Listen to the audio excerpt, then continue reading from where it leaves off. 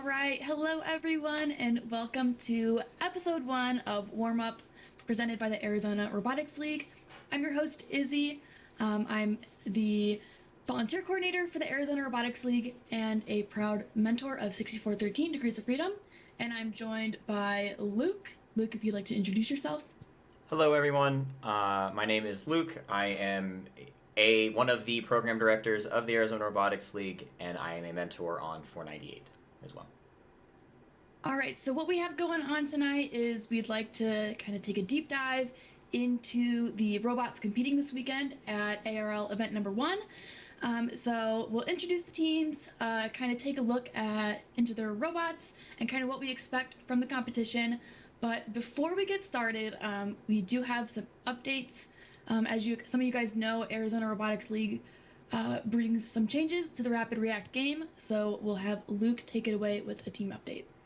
Awesome. Yep. If you're in the Discord, which if you're not, please, I invite you to join so. Or if you follow our socials, which if you're not, please, I invite you to do so. Or if your team received an email, which you should have, we did release team update number 1 this week. Oops, there it is. And it kind of just goes over some of the things that have already been put out there. But if you didn't know or you need a refresher, we'll go through them all now. The one big addition that we made was we wanted to clarify and make it a more widespread thing that you can attend the ARL events as a single day. We have Friday set up as load-in and practice, but really that's up to you if you'd like to do that. If you can load in Friday and practice Friday, that makes our job a bit easier Saturday morning, getting you connected and making sure everything's running. But, if you're out of Phoenix or, you're coming in from Flagstaff, you're coming in from Tucson, and it would be a hassle and cost a lot of money to stay overnight, you absolutely can come up for just Saturday, right? We will run all of our qualifications and our playoff bracket all on the same day. So you'll load in and load out. Another couple things just to go over again, some rule changes for Arizona Robotics League. We wanted to clarify pinning that just because it can be confusing based on different refs and when they start calling it. We wanted to clarify that referees will recognize that a pin is starting after 1 second of a pinning action, right? So you can look back at the regular old Rapid React game manual for what a pinning action is, but the pin does not start as soon as contact is made, right? A pin will start after a second of that contact, okay?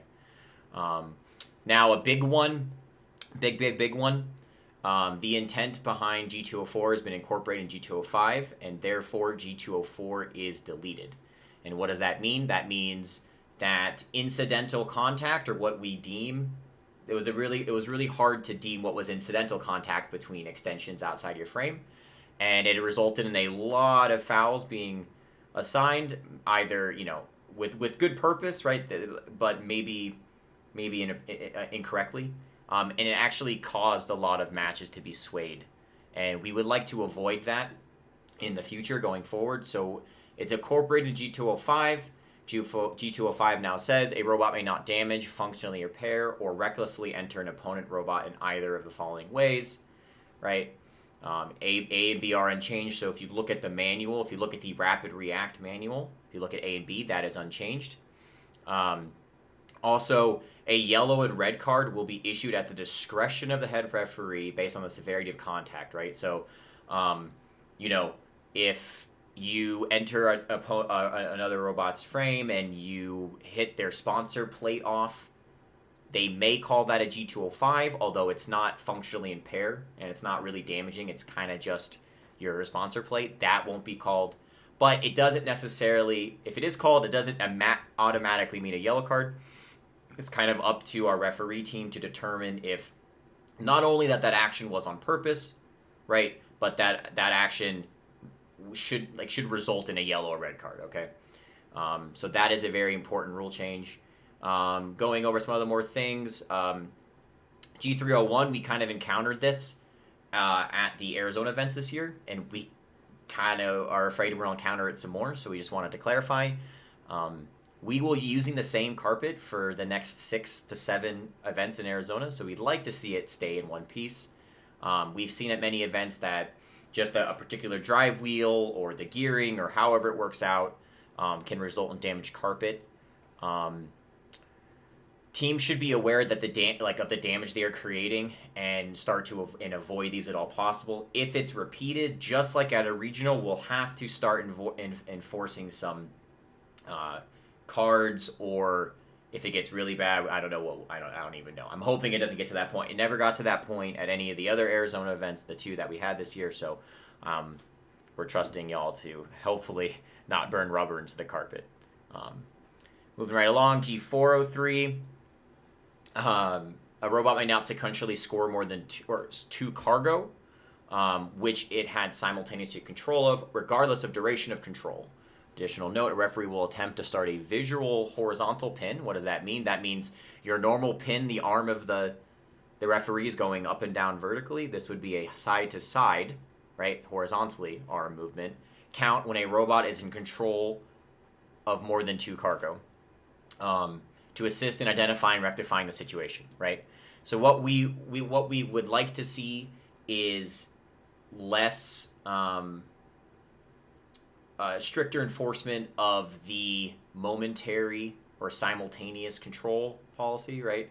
And not holding on to 3 cargo for an extended period of time and then scoring them, right? That's what we're trying to remove there.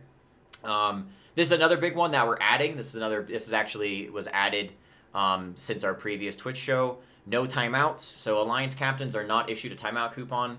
All field timeouts are 8 minutes after the arena reset signal preceding the match. So that's 8 minutes is a field timeout plus the 2-minute timeout coupon, right? So we're giving you basically 10 minutes between each match, and in that time, we will do any number of things like, I don't know, listen to music, or run a mentor match maybe, or run we'll do something in that time. But with the teams that are not, or the teams that are knocked out during the elims, if they can come back and they can play again, right? We'll do something in that time frame, but we really don't have the team numbers and then the time restraints to require a timeout coupon. Everyone will get the timeout, and everyone's robots will cool down and be able to be fixed. And then the last addition is T703. That is going to be the let's go home rule, which I hope you all can appreciate. In the event of match delays, the FTA and the head referee may jointly, in consultation with the event organizers, adjust any or all rounds of eliminations such that all alliances are awarded a win automatically. What does this mean? This means that if we have some kind of catastrophic failure in semifinals 2 or finals 1, or it's 10 p.m. and we just can't do it anymore, something like that, right? We are just going to call it. We're going to just say, thanks everybody for coming. All of the remaining teams in the playoff bracket will be awarded their Arizona Robotics League championship points as if they won the rest of their matches, okay? I don't foresee this happening, right? We have a great FTA and we have a great head ref. What I foresee happening is we cut down the number of qualification matches rather than cut down our elimination matches, right? We'll see it coming ahead of time if we need to cut our quals short so that we can get all of our limbs in. But just in case, again, like something catastrophic happens, because this is an off season, we put this rule in place so that we can all go home. So that's all of the team update. Please, just on a note of the rules, please take another look at the ARL handbook before coming to the event this weekend or your event in July, if you're coming to the next one. There's a lot of good stuff in there about when to load in, suggested time frame, of the schedule of the event, and things like that. So that's that.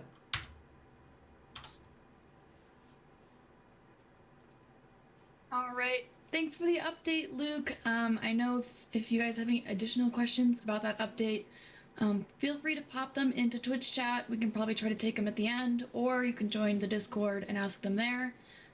We're happy to help you out. So I know My students in particular like the let's go home rule. They texted me. They were like, "Oh, I read the manual. I like the let's go home rule." And I'm like, They read the manual. "Yeah." I'm like, "Okay, Wow. so yeah, so thorough and wonderful." Amazing. So I do want to get into the teams competing this weekend.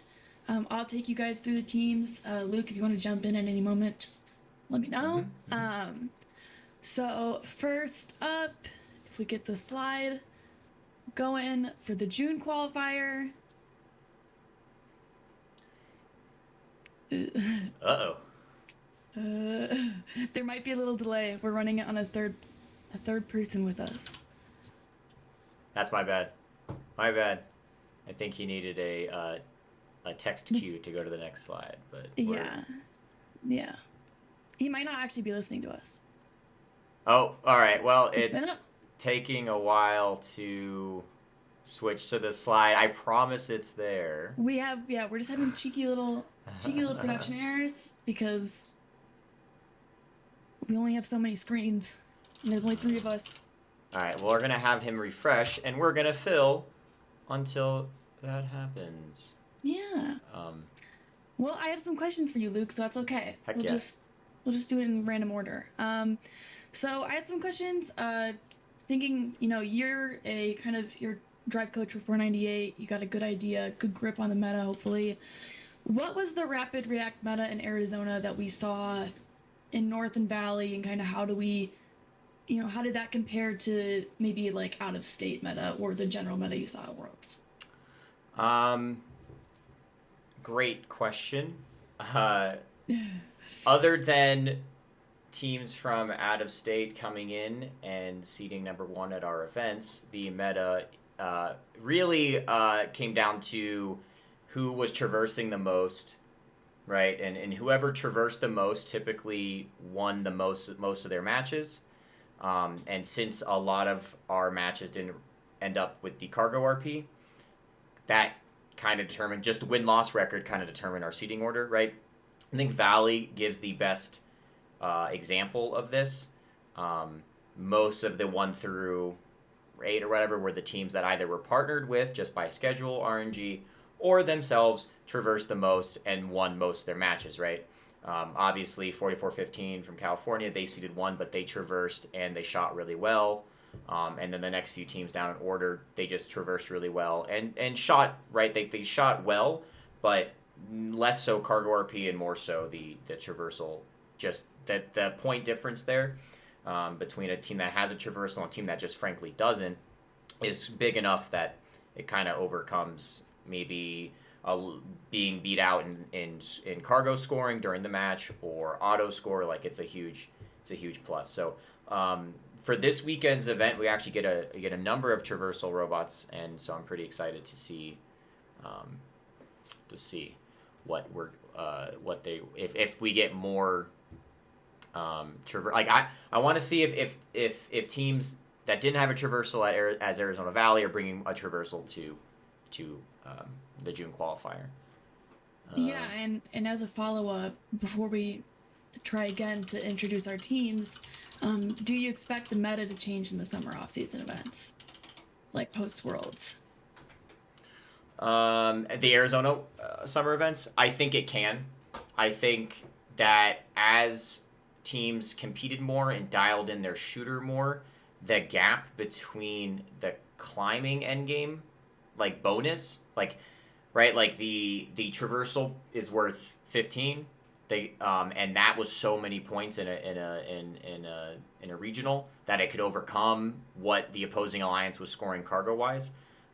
That will start to get smaller. So you may not need 2 traversal robots to win a match, right? Because you can field a alliance that scores so many cargo during teleop that it bridges the gap between those scores. Now, probably until championship or at least our early events, we are going to see predominantly a double traversal alliance form with number 1, right? And then probably at least a traversal and a high climb form at number 2. But I really could see a traversal plus a high climb as long as they're shooting super well.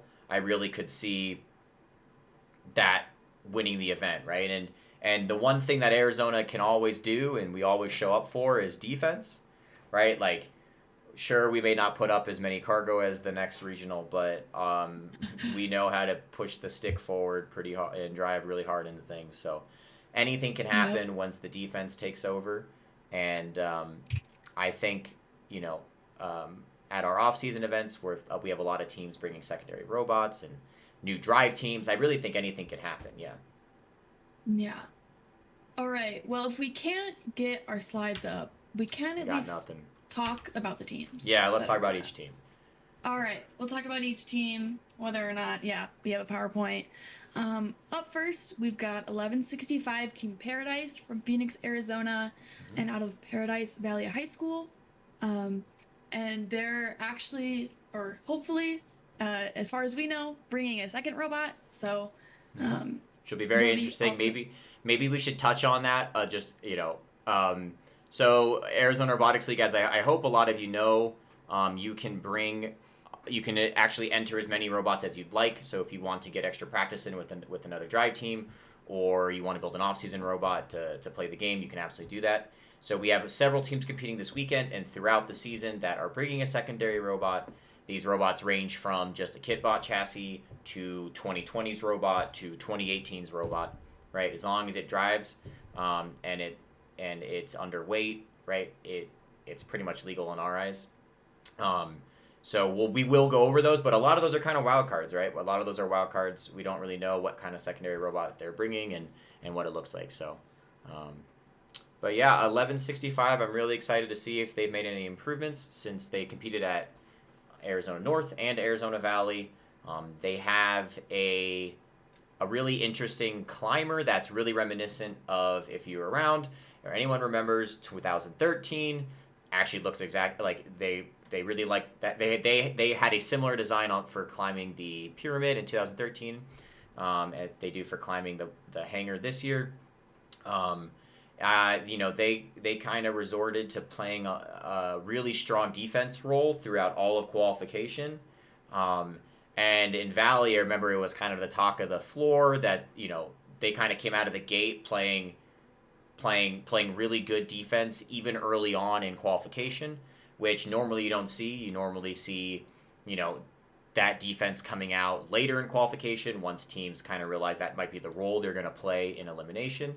I think they ran into some foul trouble during qualification, so they weren't picked up for limbs. But with the smaller number of teams that we have at the Arizona Robotics League events, right at our qualifier, especially this first one, if their drive team can cut down a little bit on those penalties and grab a mid climb for their alliance, or any other additions they made to the robot, I really think they can find a place on an alliance in a limbs. Yeah, absolutely. And just, moving right along with teams, we also have 5059, the Midnight Cicadas from Globe, Arizona, and out of Globe High School.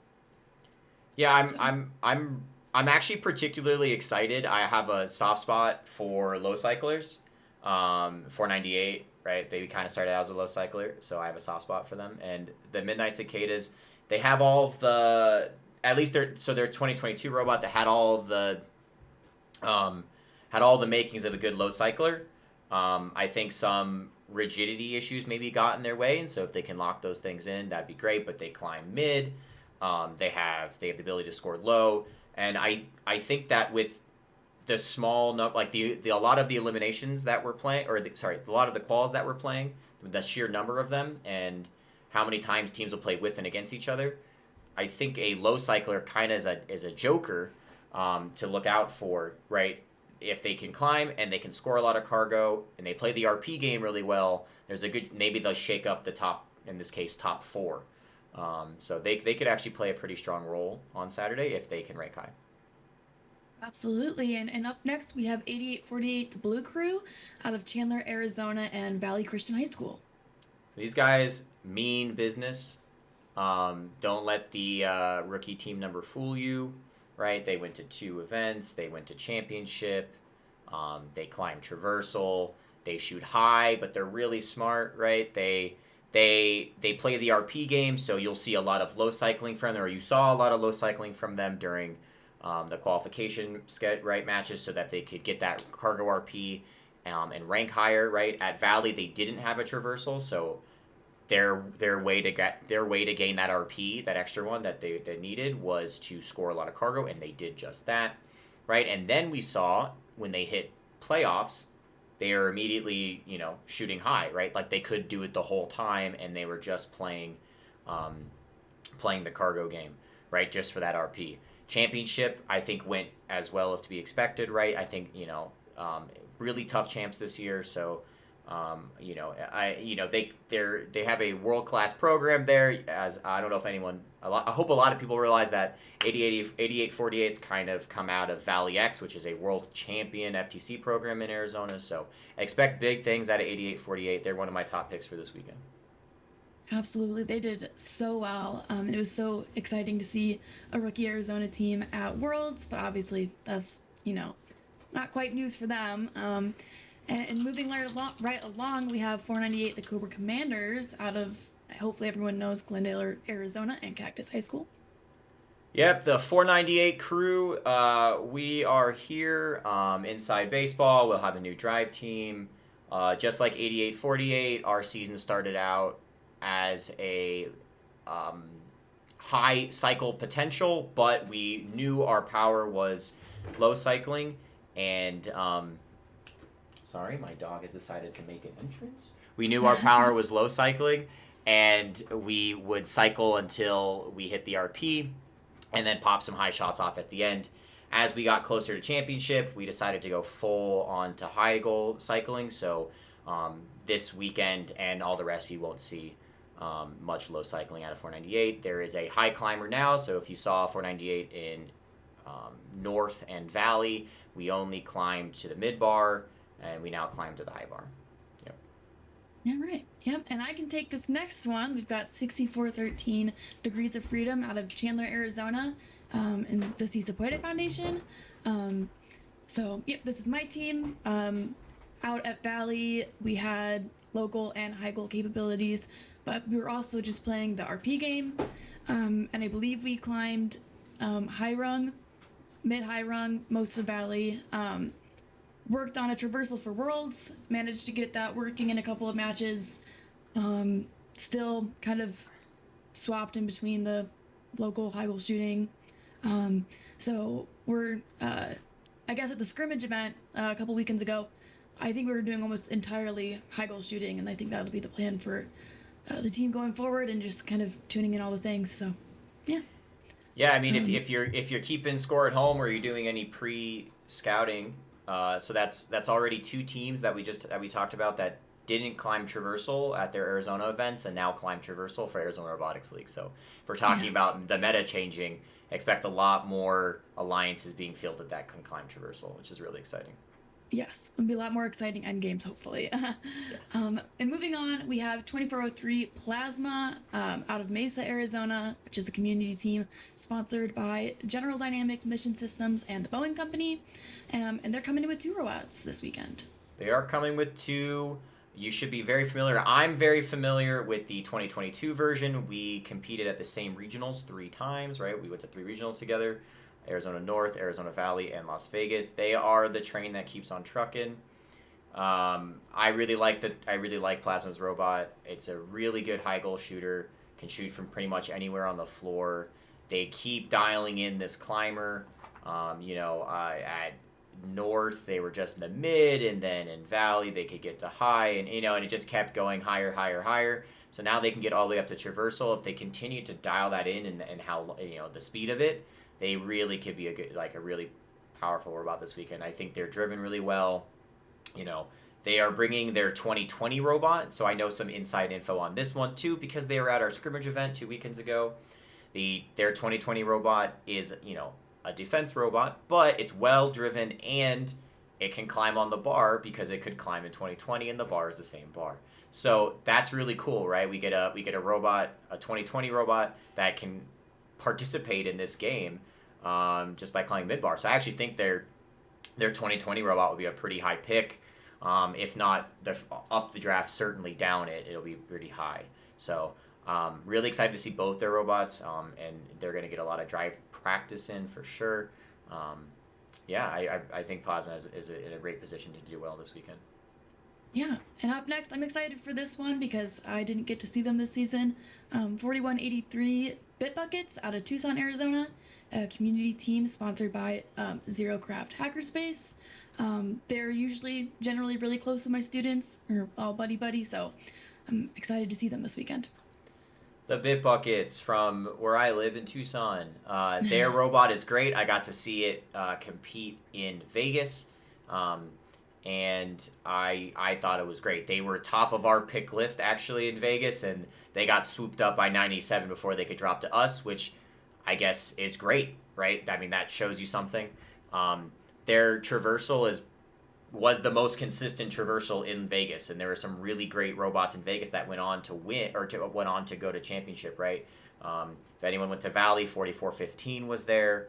97 perennial powerhouse. The Ninjineers from Florida were there. Right? A lot of really good teams, and the Bitbuckets were right at the top in terms of traversal, right, percentage. Right? They were just constantly hitting it. And it speaks to that meta we were talking about earlier. I think that's why they were on top of our pick list when we were there. If they continue to hit that every match, you know, I mean, I expect them to be tops this weekend. Their high goal shooter, once it's dialed in and their driving is dialed in, it's really good. It's a fender shooter, right? So they can't really be defended. They're swerve drives, so they're fast. You'll hear them. Trust me. I've listened to their robot drive on the Cactus High School wood flooring in the gym. It's loud because that swerve drive it's awesome. It's a great robot, so I'm looking forward to them. I expect another big weekend out of them. Yep. Yeah, that's awesome. And up next we have 2662 Robocrew from Tulsa, Arizona, Tulsa Union High School and University High School. Really excited to have the Robocrew join us. Kind of selfishly, I really had like 498 had 2662 really high on our second pick list for our third robot in Valley, and uh, we never got to take them, but we were shocked that nobody took them. If anyone was really paying attention at Valley, they were consistently defending very well, and they were tuning this mid climber pretty much the whole competition. But if you were watching them on the practice field, right near the end of Saturday, it started to climb.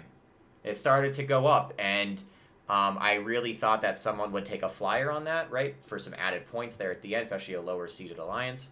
And no one did, which is really surprising to me and to our whole team, right, because we had them pretty high on our list. So I'm really excited to see them not only come back for the June qualifier, but they're coming for all the other ones. And I think the robot has a lot of potential, right? Their intake is part of their frame. They have a cutout in their frame, so their intake doesn't extend outside. I think maybe that's where they were slowed down the most in their offensive cycling, was that they had to line up perfectly with the ball. So if they've had any driver practice since then, or they've added maybe that if they've added a extension intake, or even which regardless, I think their offense could go up. So I'm expecting to see a gradual increase in ability throughout the ARL events. So I'm really excited about that. Yeah. And then up next we have 2375 Dragon Robotics out of Phoenix, Arizona and Bioscience High School. Dragon Robotics is another team that I'm excited to see come out to these events, because for Dragons, they had like all of the pieces you needed. They had like a higher up high goal shooter. They had an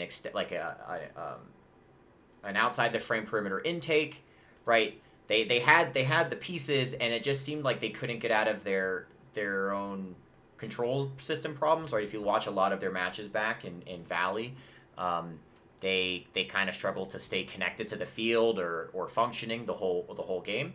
But I think that if they've kind of locked those things in, or they've gotten drive practice, I think they could be really good.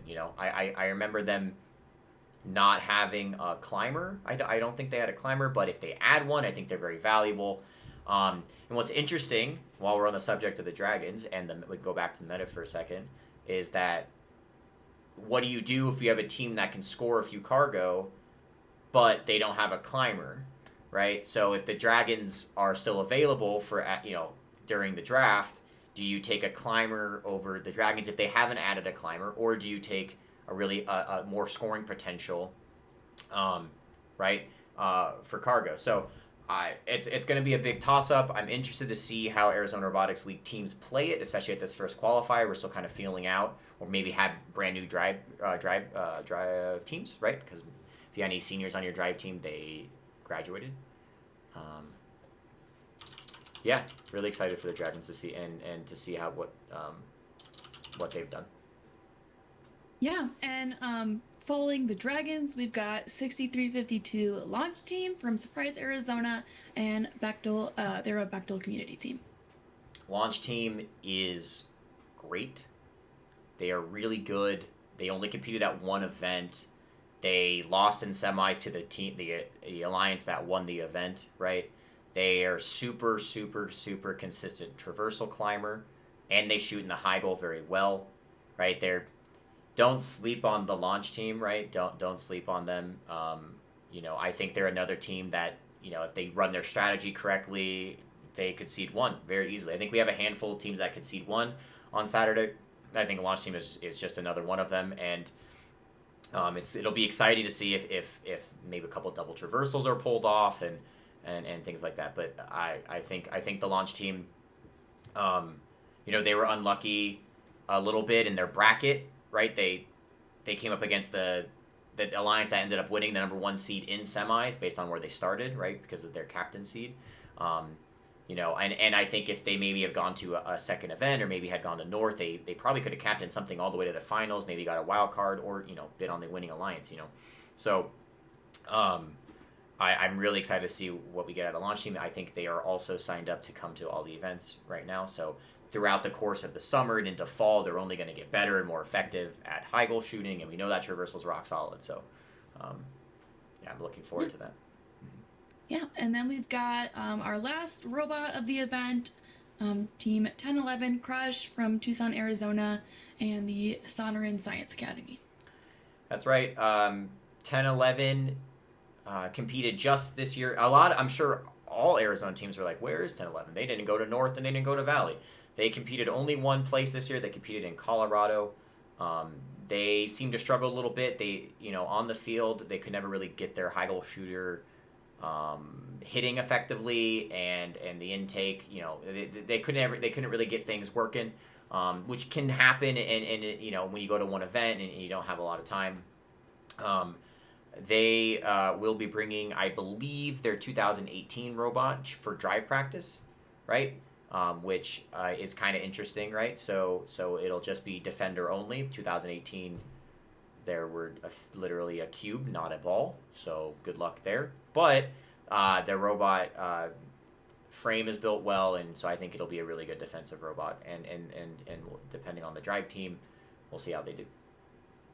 Yeah, and that sums up all our teams. We've got teams proficient in every area of the game. We have teams that had that opportunity to improve between Valley and Worlds.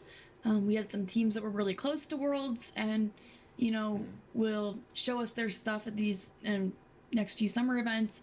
So Luke, I do want to take it to your predictions for this weekend and kind of how you think the competition will shake out. Our first prediction of the season.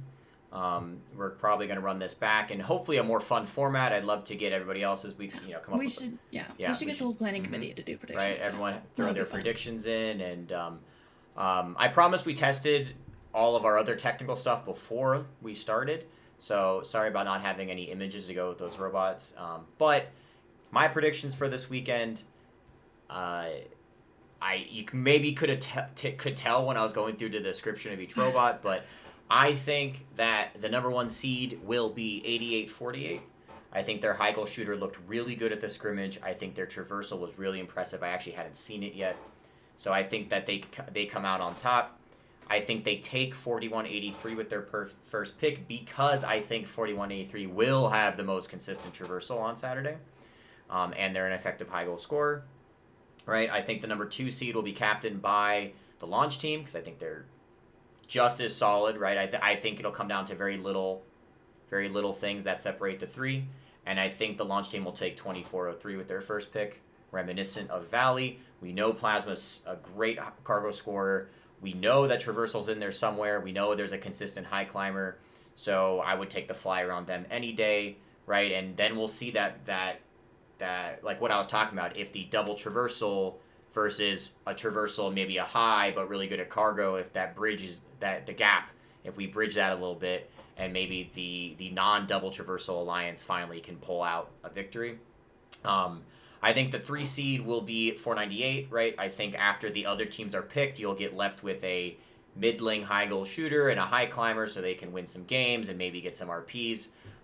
They'll definitely take Degrees of Freedom with that pick, right? Degrees of Freedom maybe not as, or I think they steadily keep getting better at shooting high goal, and that traversal's in there, right? If we make that traversal a little bit faster or dial it in some more, it's a no-brainer. And I think that leaves our 4 seed. I think this is where it gets a little difficult. I have the Robocrew coming out as the 4 seed captain because I think it'll come down to who has the best record. And I think the Robocrew with their climber and their driving capability, I think they could they'll pull out a really good win-loss depending on who they're paired with. I think they take 50-59 because they could cycle the floor really well, and they also have a mid-climb, right? And then I believe with their last pick, they take what we're going to call 9403, which would be 2403 second robot for the sheer purpose of that thing. That thing will climb. That thing will play really good defense and climb. So that 8 seed is going to definitely struggle cargo and traversal wise, but some wild things can happen, especially in Arizona, right, when we have some defenders on the field and kind of nothing to lose there. So I expect to still see a really good matchup between the 1 and the 4. I think the 3 seed of their last pick probably picks up, if they're all interchangeable, I think they pick up 10-11.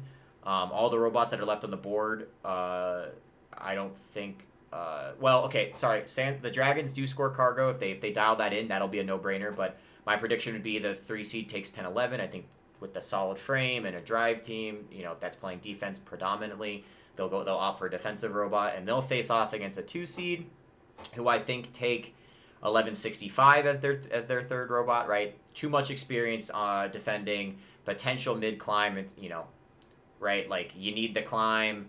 And the defense, they've had 2 regionals of practice.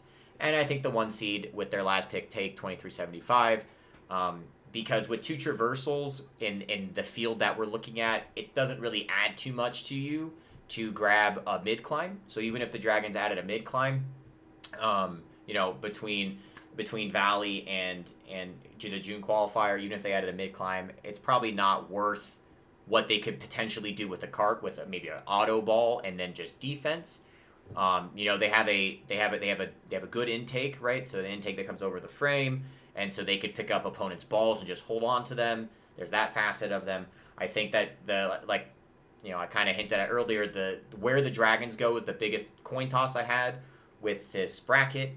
I think they could be a diamond in the rough, or they could be the linchpin for a winning alliance, depending on the changes they've made or how they play, right? And what meta kind of shakes out at the event. So keep in mind that the event is 1 day. A lot of teams have brand new drive teams. Some teams haven't even touched their robot since championship, and it might fall apart on them. So literally anything can happen. I'm really excited for the first qualifier. But I do have the 2 seed beating the 1 seed in the final. So the winning alliance I have is 6352, 2403, and 1165. I think that the combination of a really powerful shooting alliance, even though they don't have 2 traversal, I think a really, really good shooting alliance with a traversal and a high climb and a strict defender could win out this weekend. Yeah, the fun stuff. We'll have to see, how things shake out. I know you mentioned you didn't get the photos of the robots up today, but if you follow us on social media and on Instagram and Twitter, I think we've got just about everybody up there. They're all there. Yeah. AZ Robot League on Instagram and Twitter, and yeah, give us a follow. We'll be posting live throughout the weekend, right? So if you can't make it to the June qualifier, and for some reason you're not watching on Twitch, follow our socials and we'll have updates and all that fun stuff. Like who wins the mentor match? Yeah. Spoiler: at the scrimmage, I won the mentor match, and so did Izzy. Yep. So. Yep. But not on 6413. I went to the dark side Ooh, and joined 498. rude. So Okay. yeah. It's okay. I only Yes. No. I want to give a quick shout out to one of our planning committee members, Arheo. He's doing an excellent job on our social medias, and he putting together all of the robots we talked today. I promise have graphics with how they did during the season. They're actually all on the socials. He put them all together for a slideshow for our show today, and unfortunately, like I said, we tested everything beforehand. But it just kind of didn't work out during the live show because, of course, it didn't. That's what always happens. Yeah. But doing a great job. So big shout out there. And Izzy will have the last word, but I'm really looking forward to seeing everyone this weekend. If anyone needs anything, has any questions, please shoot me a DM on Discord. I'm on there. I'm in the planning. I'm in the ARL Discord. So please shoot me a message there. You can also reach me via email. It's on the team update. It's in the handbook. It's everywhere. Whatever you may need, let me know and we'll make it happen, right? The point of the off season is for team growth and for you to get at, to really grow your teams and practice. And so whatever you need, we're not strict, right? We'll make it happen. It's all good. Yes, we're happy to accommodate anything. And, Luke says it's about team growth, but it's also about team friendship. And I'm excited to see how the AZ Robotics League kind of brings Arizona together, kind of reviving that first community that was kind of, maybe a little like muffled by COVID, Mm-hmm. I feel like there was a lot of great momentum out in Arizona before the pandemic, and hopefully this will get us back into the swing of things. We do want to give a big shout out to our sponsors before we go. So thank you to Honeywell and the Arizona Diamondbacks for sponsoring the Arizona Robotics League. We definitely couldn't do this all without them. They're huge supports, and they're definitely eager to help in any way. And hopefully we'll put on a good show for them as well when they make it out to our events. Mm-hmm. So thank you to Honeywell and the Diamondbacks, and thank you to everyone for watching tonight. We'll be back next month. Next week go over all the other robots. Back next week. Yeah, next week. Oh, we're gonna do a post show, right? We're gonna do a post show. Yay! More work, yay! With working technology, I promise. Yes. Wednesday next week, same time, same place. We will have the June qualifier kind of recap and deep dive and whatever you want to call it. I forget what we called it. Something cute, baseball related, probably extra innings or something like that. We'll be back. We'll have a special guest. Hopefully, maybe 2 special guests. Maybe we get a drive coach of the Winning Alliance in here. Maybe we get, I don't know. If I come up to you with the camera and some questions this weekend, just roll with it. Yep, we'll go over. We're gonna try to shoot some interviews this weekend, right? So we're really excited to continue our Twitch shows and really if any kind of guests that we could talk to would be great. And so yeah, so next week Wednesday at 7 we'll be back here for the post show. A couple days after, but yeah, that's it. Yeah. I think. All right. Oh. Wait, bye, I have an outro screen. Oh, we have an outro screen. Very fun.